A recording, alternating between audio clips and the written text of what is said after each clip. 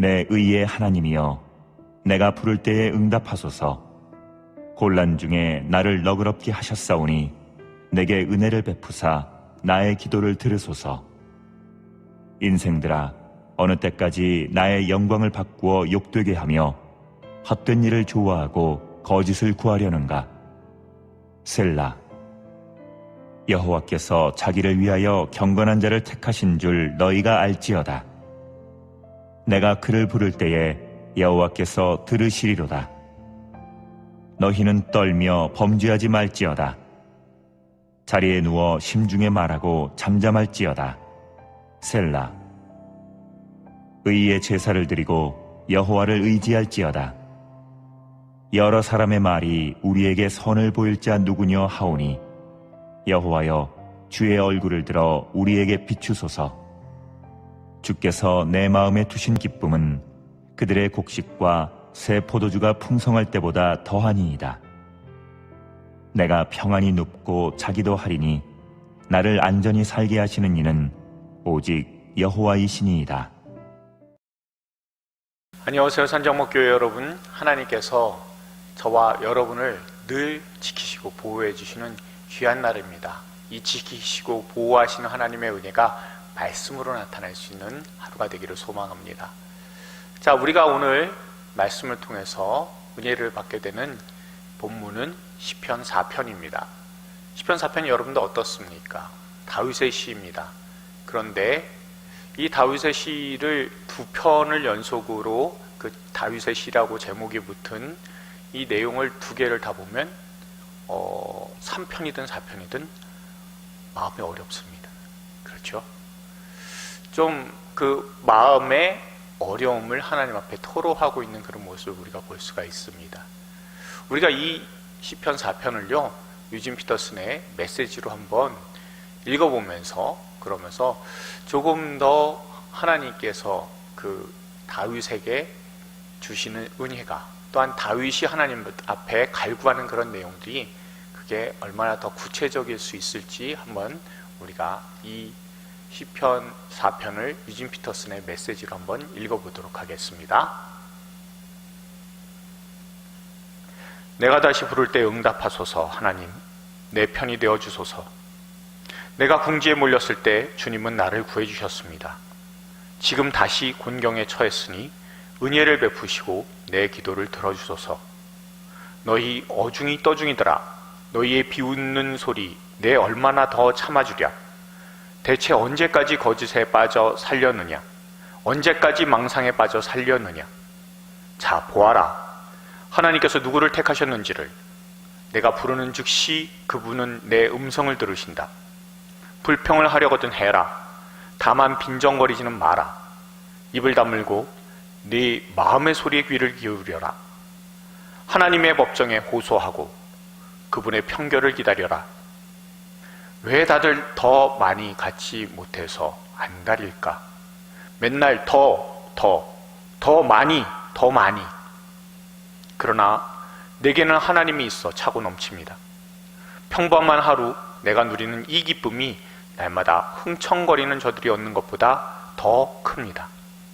내가 하루 일을 끝내고 단잠에 드는 것은 하나님께서 내 삶을 회복시켜 주시기 때문입니다. 여러분 어떻습니까?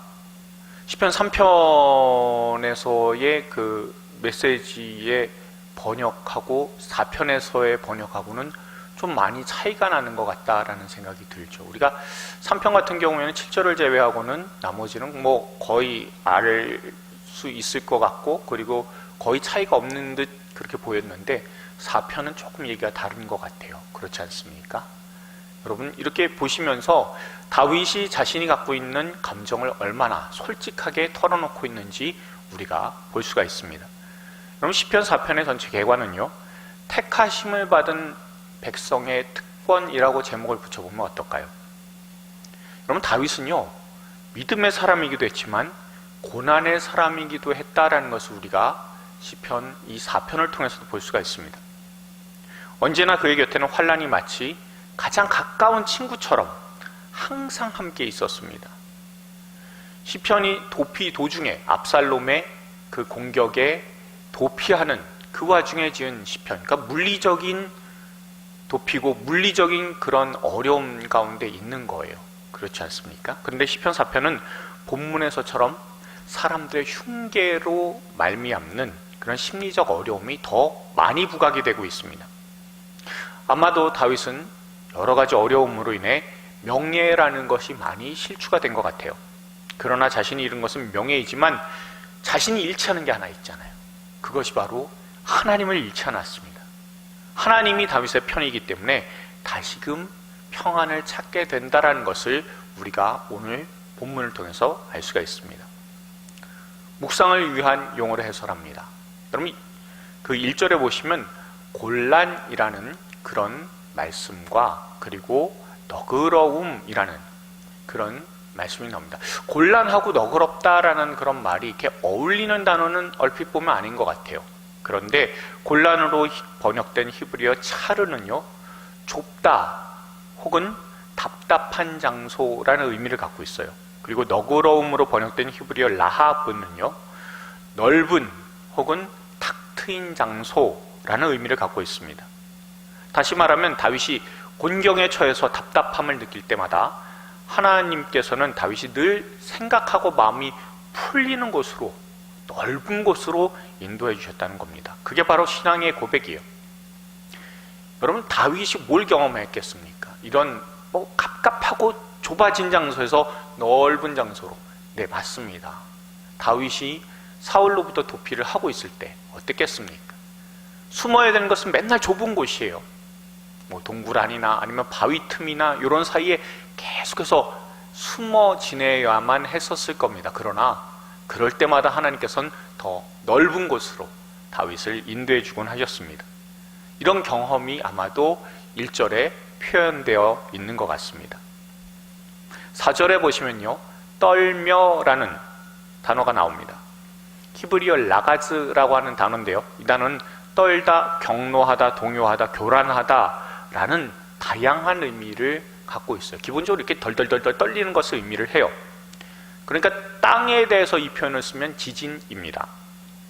그렇지만 사람의 감정을 표현하는 경우엔 정말 화가 나서 아니면 공포에 질려서 몸이 부들부들 떠는 경우에 이 단어를 사용하게 됩니다. 이건 다윗이 그 대적들이 하는 모든 시도들이 있어요. 다윗을 거꾸로 때리려고 하는 그런 시도들이요. 그래서 그게 좌절이 돼요. 그러면 되게 분하겠죠. 아니면 하나님이 저렇게 해주셨구나 라는 것을 알게 되어서 하나님에 대해서 인식하면 어떻습니까? 공포로 몸이 떨리게 될 겁니다. 두려워하게 될 겁니다. 그렇게 만들어 달라고 하는 다윗의 긴급한 요청임을 우리가 볼 수가 있습니다. 그리고 여러분, 6절을 보시면 여러 사람이라고 하는 그런 표현이 있습니다. 그냥 단순히 다수라고 생각할 수가 있어요. 그렇지만 그게 아니라 큰 무리라는 의미를 갖고 있습니다. 히브리어 라브라고 하는 그런 단어인데요, 대다수의 사람들이 하는 말이 그렇다라는 겁니다. 게다가 이제 이게 숫자만, 그러니까 수량만 의미하는 것이 아니라 이걸 시간에다가 대입을 하게 되면 오랜이라는, 오래되었다라는 그런 의미를 가지고 있기 때문에 이 단어는 대다수의 사람들이 아주 오랜 동안 하나님에 대해서 부정적이고 회의적인 생각을 가지고 있었다라는 의미일 겁니다. 여러분, 이런 상황에서요, 신앙을 지킨다는 게 굉장히 힘들었을 겁니다. 그리고 하나님을 신실하게 믿는다라고 하는 다윗조차도 세상 사람들은 폄하하고 조롱했을 겁니다. 신앙인으로 살기에는, 그러기에는 세상은 물질적인 것만 추구하고 비웃음을 사게 되는 그런 세상이었습니다. 그렇지만 이 라브, 대다수, 여러 사람에 비해서 믿는 소수를 하나님께서는 신실하게 인도하신다라고, 그 내용이 이 라브라고 하는 이 단어 안에 함축되어 있음을 우리가 알 수 있습니다. 더 깊은 묵상을 위한 주안점을 말씀드립니다. 거짓을 구하려는가? 라는 2절의 말씀이 있어요. 개역 한글에서는 괴휼으로 번역된 히브리어 카자브입니다. 이거는 거짓말 사기라는 뜻 외에도 이런 말씀이 있습니다. 여호와께서 이와 같이 말씀하시되 유다의 서너 가지 죄로 말미암아 내가 그 벌을 돌이키지 아니하리니 이는 그들이 여호와의 율법을 멸시하며 그 율례를 지키지 아니하고 그의 조상들이 따라가던 거짓 것에 미혹되었음이라 라고는 아모스서 2장 4절 말씀이 있어요. 그러니까 여기 거짓 것에 미혹되었다. 뭡니까? 우상입니다. 그렇죠? 거짓 우상을 의미하는 경우가 바로 이 카자브라는 단어 안에 있습니다. 그렇기 때문에 이 2절의 경우에는 어느 때까지 거짓 신을 섬기려는가, 이거 새 번역에서도 이렇게 번역을 해요. 이런 해석이 가능하게 됩니다. 그 때문에 다윗은요, 오직 진실 되신 하나님을 따라야 한다라는 전제를 깔고 있습니다. 그리고 참되신 하나님을 신뢰한다면 거짓말을 할 수 없다라는 것을 분명히 하는 거죠. 또한 하나님을 신실하게 믿는 하나님의 백성, 하나님께서 택하신 사람은 더 이상 거짓말을 하지 않아도 되는 신실한 사람이다라는 것을 이 구절을 통해서 우리에게 알려주고 있습니다. 또한 6절을 보시면 우리에게 선을 보일 자 누구뇨라는 그런 말씀이 있습니다. 단순히 선을 보일 자가 없다라는 의미가 아니라 당시의 세상에서 선을 찾아보기 힘들다는 한탄이거나 회의적인 의견일 겁니다. 아마도요, 다윗이 왕이 된 시대라기보다는 사울이 왕이었었던 때, 그래서 하나님을 섬기는 사람들이 점점 세상에 희박해졌었던 그런 때였을 겁니다. 그래서 사람들은 선하신 하나님의 모습이 안 드러나요. 그러니까 자기 자신들이 갖고 있는 실력으로 살기에 바빴었던 그런 때였을 겁니다.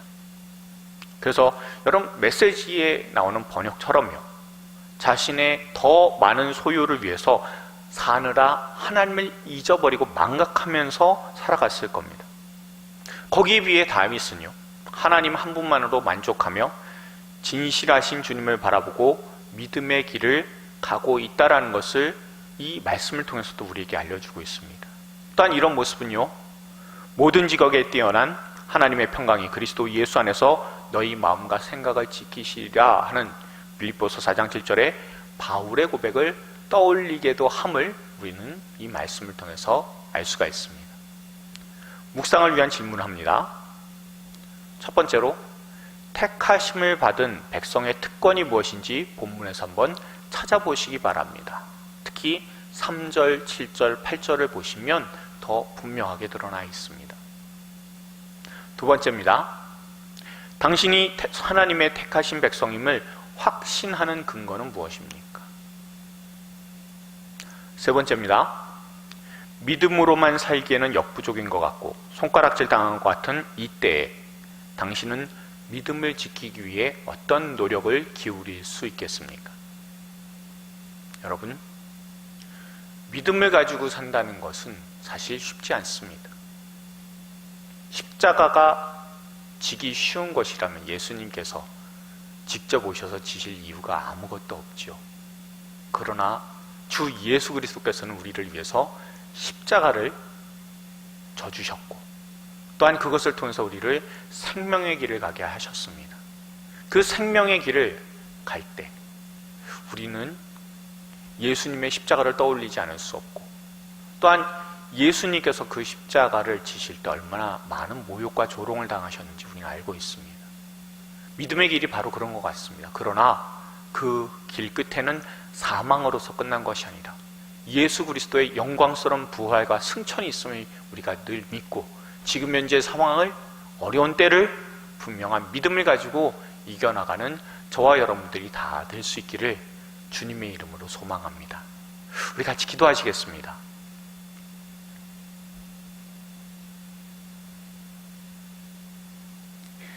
믿음으로 사는 것이 어리석어 보이는 것 같은 때를 우리가 살아갑니다. 세상에서는 교회라고 하면 고개를 가로젓습니다. 믿음을 지켜나가기엔 세상이 너무 커 보이는 것 같이 느껴집니다. 어떤 때에는 세상을 향해서 불평하고도 싶고 또 어떤 때는 보이는 물질을 더 신뢰하고픈 욕망이 우리 안에도 일어나게 됩니다. 그러나 이럴 때일수록 우리의 생각과 마음을 믿음 가운데 붙잡아두며 우리 스스로 잠잠하게 하여 주시옵소서. 묵묵하게 회복하게 해주실 하나님을 기대하며 꾸준히 한 걸음씩 믿음으로만 나아가게 하여 주시옵소서.